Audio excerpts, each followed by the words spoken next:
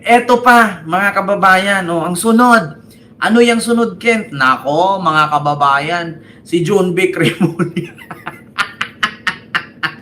Si John Vic Remulla, mga kababayan, at si Cayetano, nagtalo. Ito, ha. Pakinggan natin, mga kababayan. John Vic Remulla at Cayetano, nagtalo, nagsigawan sa Senado. Ayaw ni Cayetanong isuko si Jinggoy. Ito, pakinggan nyo. Sagutan, ha. Nagtalo silang dalawa. Bago na aresto si Senador Jinggoy Estrada, nagkasagutan muna sila ni Interior Secretary John Vic Remulla at Senate President Alan Peter Cayetano. Giiti Cayetano, dapat ay sa labas ng Senado inaresto si Estrada. Mula sa Camp Crame nakatutok live. Paano arestuhin sa labas? Nagtago nga sa loob. Kung hindi pumasok si John Vic doon, hindi naman si Jinggoy susuko. Sige nga, tanga-tanga kayo eh. Kayo na nga nagsabi noon na kapag inaresto si Bato, poprotektahan ng Senado. Tapos ngayon sasabihin ni Cayetano, sa labas si Jinggoy hulihin. Kung nakatakas pa yan, mahuhuli pa ba? Diyos ko naman, mga kababayan, ginawa nyo na kay Bato yan eh. Ayaw nyong isuko sa NBI dahil under custody ng Senado. Ito mga kababayan na, ito. Ganito yan. Ganito yan mga kababayan, ang kabubuhan ni Cayetano. Alam nyo, noong si Bato, sinugod ng NBI doon, may dalang warrant kasama si Trillanes. Anong sabi ni Cayetano? Isusuko lang namin si Senator Bato de la Rosa kung ang warrant ay galing sa Philippine Court. Di ba? Kung ang warrant ay galing sa Philippine Court. Tapos ngayon, may warrant na galing sa Philippine Court, bit-bit ni John Vic. Anong sabi ni Cayetano? Sa labas nyo hulihin. Putang ina, oh. Putang ina talaga. Pinagluluko mo ng taong bayan, Cayetano. Mag-resign ka na, kapal mo ka mo. Diba, sinabi nila, isa man sa mga senador na aarestuhin ay aming protektahan under the Senate custody. Putang ina talaga, mga kababayan, hindi mo maintindihan yung Senado eh. Diba? Hindi mo maintindihan yung Senado kung ano susundin ng gobyerno eh. Noong si Bato, aarestuhin ng NBI, ang sabi ni Cayetano, hindi nyo pwedeng kunin kasi under custody siya ng Senado. Kung meron kayong warrant galing sa Philippine Court, isuko namin. Isuko daw nila. Ngayon, mga kababayan, aarestuhin si Jinggoy, bit-bit. Bit-bit ni John Vic ang warrant galing sa Philippine Court, galing sa Sandigan Bayan. Ang sagot ni Cayetano, sa labas mo hulihin. Paano hulihin sa labas yan? Isabi nyo nga, bawat senador na may kaso at aarestuhin, hindi pwedeng hulihin kasi under the Senate custody. Ayan na naman tayo eh. Diba? Alam nyo, sa totoo lang mga kababayan, kung ako niyan, paluin kong martilyo yung ulo nyo, mga hayop kayo. Kung ako pulis, hindi ko na maintindihan. Hindi ko maintindihan kung anong gagawin ko, paano ko arestuhin yan, putang ina, oh. Diba? Kung ako pulis, sasabihin ko talaga nung si Bato inaresto ko, sabi niyo, kailangan dumaan sa korte ng Pilipinas. Ngayon na si Jinggoy galing sa korte ng Pilipinas, sasabihin mo sa labas arestuhin. Paano ko arestuhin? Nasa loob ng Senado, hindi nyo palalabasin. Paano nyo arestuhin sa labas si Jinggoy kung si Marcoleta kapit-kapit dito sa Seiko? Sige nga. Alam nyo, sa totoo lang mga kababayan, yung mga katarantaduhan itong mga DDE senador, no, pinagluloko na tayo. Dapat sa mga ito, i-abolish na, mag-resign ka na, Cayetano. Hindi mo na alam yung gagawin mo eh. Nakakahiya. Hindi na alam ni Cayetano kung paano lusutan. Mga kababayan, hindi na niya alam. Continue natin. Si Maris naman. Maris. Iba ni kinuwento ni DILG Secretary John Vic Remulla kung paano naihain ang warrant of arrest para kay Senador Jinggoy Estrada sa loob mismo ng Senado. At sa isang punto ay nagkataasan pa raw sila ng boses ni Senate President Alan Peter Cayetano. Kasi si Cayetano, sinungaling yan. Hindi yan marunong, walang paninindigan yan. Ay, mga kababayan, lakas ng ulan. Mag-ingat kayo ha. Oo. Yung mga may mutya sa gabi, hindi kayo mababasa. Pero yung napuno ng make-up, huwag kayo magpaulan, mabubura yan. Naku, papangit kayo dyan. Oo. Kita nyo mga kababayan, napakasinungaling ni Cayetano, no? Kaya nga, mga kababayan, ayaw ko mag-abogado eh. Bakit? Ang abogado, kahit alam mo ng mali, kaya mong gawing tama eh. Kahit alam mo na sa sarili mong mali ang ginagawa, pwede mong gawing tama eh. Pwede mong baliktarin kasi bakit abogado ka eh. Di ba? Ganito, kwento ko sa inyo ha, abogado, speaking of abogado. Katulad kay Jimmy Bundok, wala sa saligang batas na ang abogado ang maghawak ng warrant at i-implement sa kliyente niya. Walang ganun. Pero anong sabi ni Jimmy Bundok? Abogado naman kami. Alam naman namin, lawyer kami. Kami na ang mag-serve ng warrant. Alam niyo, sa totoo lang mga kababayan, kaya natawa si Sis Drilon eh. Kaya nga si Sis Drilon, pinagtatawanan sila. Bakit? Kasi yung mga kabubuhan nitong mga DDS, wala sa saligang batas ng Pilipinas na ang abogado ang mag-serve ng warrant sa kanyang kliyente. Bobo, tanga-tanga. Diba? Diyos ko. Anong artikel yun? Saan makikita sa saligang batas na ang kliyente mo may warrant, hindi ang pulis ang magbigay, kundi mismo ang abogado? Kung itinakas mo yun, di wala. Anong mapapala ng pulis? Alam nyo, mga kababayan, ayaw ko mag-abogado eh. Kasi bakit? Mali na, pwede mo gawing tama eh. Stupid eh. Continue mga kababayan. Kaya ito si Cayetano. Kaya nga nagkasagutan sila ni John Vic Remulla eh. Gigil na gigil si John Vic, buti hindi binigwasan. Si Dan Fernandez. Si Governor ng Bulacan. Yung pangalan nun, mga kababayan, paki-comment nga. Sino yung governor ng Bulacan na sinuntok niya? Si Dan Fernando. Nabugbog ni John Vic doon sa Islex. Bakit? Ayaw ba namang paunahin yung anak ni BBM? No, kasi si Dan Fernando, mga kababayan, kapag nauna ito dyan, mag-convoy, ayaw yan na may sumabay or mauna sa kanya. Bigla daw pinara itong sasakyan ng anak ni BBM na si Vinny. Hindi alam, si Vinny tumawag. Bakit ganito? Bakit hindi kami padaanin? Pauwi naman kami ng Ilocos. Sino ba itong nagko-convoy? Si Dan Fernando pala. Daniel. Kaya nga, Dan. Pumunta daw si John Vic doon. Sapak-sapakin yung mukha. Diba? Si Dan. Daniel Fernando. Si Dan. Binogbog ni John Vic. Kita ng dito. Damayon. Diamond. Damayon.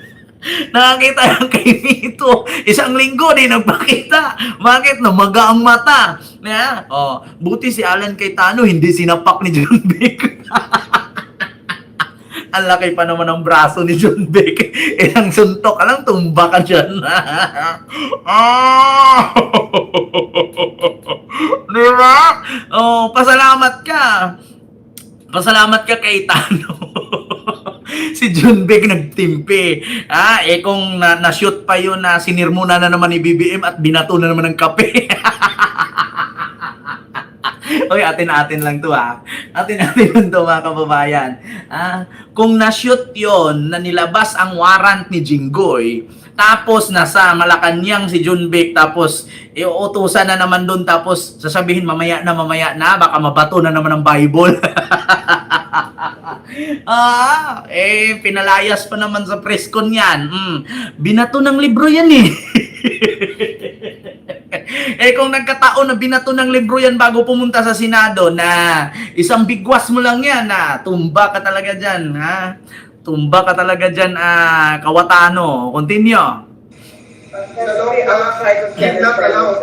Pagkatanggap ng kopya ng warrant of arrest mula sa Sandigan Bayan 5th Division at 2:45 p.m., isinilbi na ni DILG Secretary John Vic Remulla at ng PNP-CIDG ang arrest warrant at inaresto na si Senador Jinggoy Estrada sa Senado. Pasalamat ka Cayetano, good mood si John. Salamat ka. Good mood si John Vic. Kung nagkataon niya na binato ng kape yan. Makakita ka talaga twinkle star. Pag sinakpo ka ni John Vic, ayaw mong ipasuko. Nung una, pasabi-sabi ka, padaanin sa Philippine Court. Ngayon, galing sa Sandigan Bayan yung warrant. Putang ina mo, ayaw mo paresto. Sampakan. Diba? pasalamat ka si Junvic, hindi na sirmunan. Kasi kung nanggaling sa Malacanang yan at nasirmunan, ay, Diyos ko, tatakbo pa naman presidente yan. Hindi ko may buto yan. Ay, Ginoo ko, tabang, sakit, indugan ko, ay. Pasalamat ka talaga. Cayetano na si Junvic good mood. At siguro, kasi kung bad mood yan, namumula mukha niyan tapos parang pula ang mata. Siguro pagpunta doon sa Senado, macho ay, ganda katawan Pero kung bad mood yan, yung pulang-pula yung mukha, ibig sabihin na sirmunan yan. Kaya wag kang paano-ano dyan, masapa ka ni Junvic. Kita ka mong kay Mito, yung tahi mo sa tiyan, magiging tahi yan sa noo. Yung tahi mo sa tiyan, lilipat yan sa kilay. Totoo yan mga kababayan. Pasalamat ka, nasa good mood si Junvic. Kung nasermonan yan bago pumunta ang Senado, yung tahi mo sa tiyan, magkakaroon din ng tahi yung kilay mo pag nasapa ka ni Junvic. Tandin niya. Pinasahan po siya ng Miranda rights niya. Kasama kanyang abogado. Naiintindihan niya. Tinanong sa kanya kung naiintindihan niya kung anong ang charges laban sa kanya. Sabi niya naiintindihan niya. Sa videong ito na binigay sa GMA News, makikita ang tensyon sa pagitan ni Interior Secretary John Vic Remulla at Senate President Alan Peter Cayetano. Ayan. Hinaharang-harang pa. Maririnig na ang gusto ni Cayetano sa labas ng Senado arestuhin sa Estrada, pero di pumayag si Secretary Remulla. Kaya nga, tanga-tanga lang. Kaya tuloy na binasahan na ng Miranda rights si Senator Jinggoy. Tinanong kay Secretary Remulla ang insidenteng ito. Inamin niya na nagkataasan ng boses habang isinisilbi raw ang mandamiento de aresto kay Senator Estrada ay tila pinipigilan ni Senator Cayetano ang pag-aresto. The question was whether yung separation of the executive and the judiciary and the legislative. Sabi niya even at the time of Salonga, he protected Enrile. Ayan na Ang sabi naman. ko sa kanya, in a not very calm voice kasi umakit na, "Sir, I'm sorry, you lost that privilege." Di ba? Ayan, hindi mo maintindihan si Cayetano. Noong si Bato, may warrant bit-bit ni Matibag ng NBI kasama si Trillanes. Ang sabi ni Cayetano, hindi nyo pwedeng arestuhin si Bato kasi under the Senate custody yan. Pangalawa, isusuko lang namin si Bato kung ang warrant na dala nyo ay galing sa Philippine Court. Ngayon, eto na. So ngayon, galing sa Sandigan Bayan ang warrant ni Jinggoy, binitbit ngayon ni Junvic sa Senado. Ano na naman ang palusot ni Cayetano?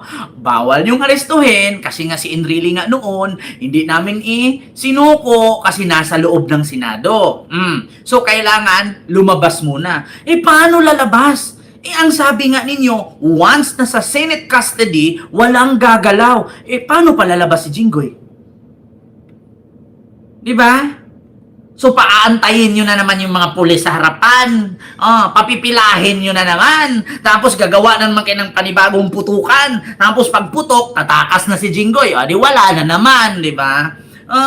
Yan ang mahirap kay Cayetano, mga kababayan. Wala talagang paninindigan yung hiwa na yan Laki kasi tahi sa tiyan yan Wala na kasing, ewan kong wala atang puso yan Laki ng hiwa niyan dito Yan.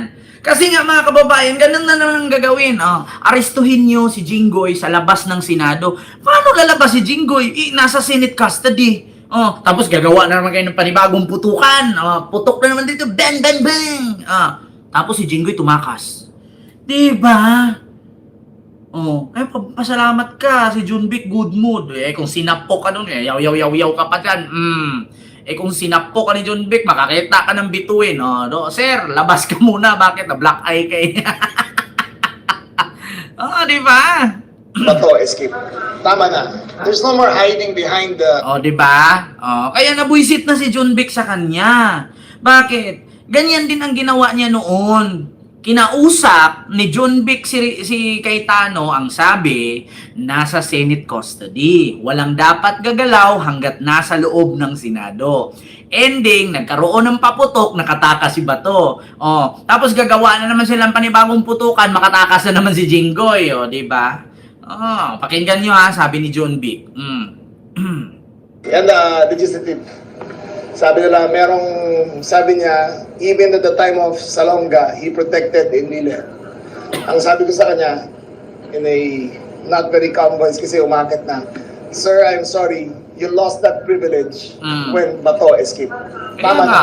There's no more hiding behind the curtains of the Senate. Ipinaliwanag ni Secretary Remulla Di ba? Nangyari na kasi kay Bato. So ano, ganun na lang, ulitin na naman yung panibagong kwento, tapos sasabihin naman ni PBBM, fake pala yung putokan. Di ba? Kaya nga mga kababayan, alam mo, sa totoo lang Cayetano, mag-resign ka na. Ang kapal na ng mukha mo. Kung ano-ano na lang yung palusot mo eh. So ano, gagawin mo na naman ulit, hindi mo ipaparesto si Jinggoy. Kasi antayin mo sa labas aristuhin. O tapos ending, gagawa naman kayo ng eksena dyan. O baka yung elevator na naman. Habang may nakasakay, gugurgurin nyo yung kable para pag bumagsak yung elevator, magkagulo ang tao na wala si Jinggoy. Di ba? Gagawa na naman ng, ay nako. Tapos baka siguro mga kababayan, gagawa na naman sila ng eksena doon. Kunwari, aatakihin si Aimee. Tapos kasi yumuko si Aimee, natusok yung baba sa dibdib, inatake kasi tumama sa puso. So, nagkaroon na naman ng eksena. O, nawala na si Jinggoy, nakatakas na naman. Di ba? Yan ang mahirap, mga kababayan. Kaya nga sabi ko sa inyo dyan sa Senado, huwag kayong bumoto ng artista Kasi bakit? Ang galing na gumawan drama Alam nyo, ang Senado, legislative, parte ng legislative yan Hindi yan parte ng opisina ni OG Diaz Diyos ko, mga kababayan. So sana, hindi na naman daw aristuhin si Jinggoy kasi nasa loob daw ng Senado, under the custody daw. Si Enrile nga daw noon, hindi inaristo kasi inaantay lumalabas. Si Enrile kasi di na makatakbo yun, ugod-ugod na yun, hindi na makakita ng daan Di ba? Si Jinggoy, kaya nga sabi ni John Vic, wala na, lost your privilege kasi nakatakas si Bato. Tapos ngayon, another takas na naman. Si John Vic na mismo nagsabi, wala na ang tiwala ni John Vic kay Cayetano. Kasi bakit? Nakatakas si Bato nung una, tapos ngayon maniwala naman siya kay Cayetano. Wala nang tiwala si John Vic kay Cayetano. Yun ang madaling salita. Sir, you lost your privilege. Kasi si Bato naka-escape. Di ba? Ganon yun, mga kababayan. Ganon ang katotohanan. Di ba? Like po tayo, mga kababayan. Di ba?